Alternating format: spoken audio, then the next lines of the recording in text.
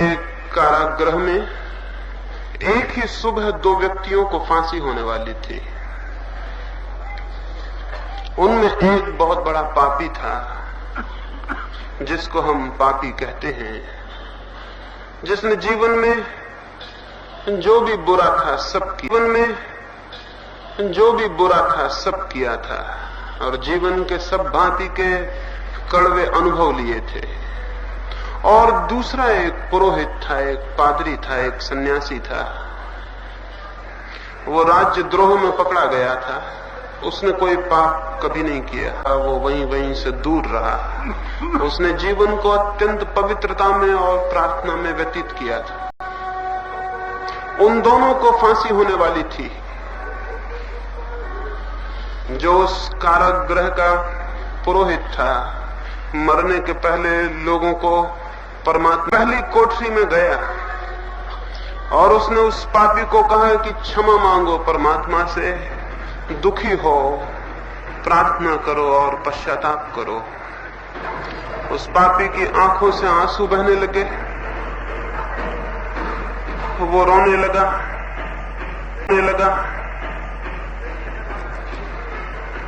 और उसने कहा कि हे परमात्मा, क्षमा कर उन पापों के लिए जो मैंने किए,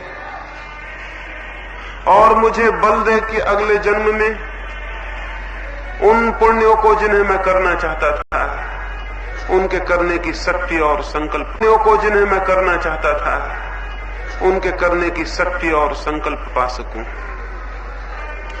वो दुखी था जो पाप उसने किए उनके लिए, और दुखी था उन पुण्यों के लिए जो वो नहीं कर पाया। उसको प्रार्थना करवाकर पुरोहित दूसरी कोठरी में गया। वहां एक दूसरा पुरोहित बंद था। उसकी आंखों से भी आंसू बहते थे। पादरी ने उसे कहा कि क्षमा मांगो, आप करो।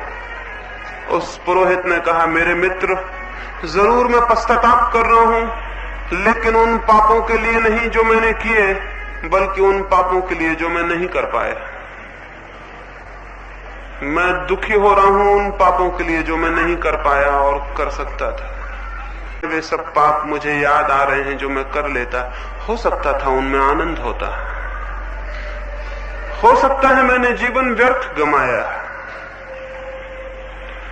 और उसने कहा कि मेरे मित्र, तुम अभी युवा हो और तुम भी उसी मार्ग पर हो जिस पर मैं गया। मैं रहा हूं, लेकिन तुम पाप करने से मत चूकना, क्योंकि जो पाप करने से चूक जाता है बाद में पछताता है। वो युवा पादरी बहुत हैरान हुआ। पास में ही कोठरी में एक पापी पछता रहा था उन पापों के लिए जो उसने किए, और पास में ही एक पुरोहित पछता कर पाया। जीवन दोनों ही तरह से उलझ जाता है। ये दो जीवन के रूप करीब करीब हर मनुष्य के सामने विकल्प होकर खड़े हो जाते हैं। जीवन में वासनाओं को भोगने का, उनमें डूब जाने का। एक रास्ता है उनसे भाग जाने का, उनके प्रति पीठ मोड़ लेने का। और ये दो ही बातें निरंतर हमारे समक्ष हैं।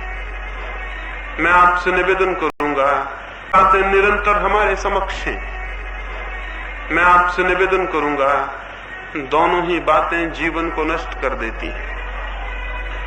संसार भी नष्ट कर देता है और संन्यास भी।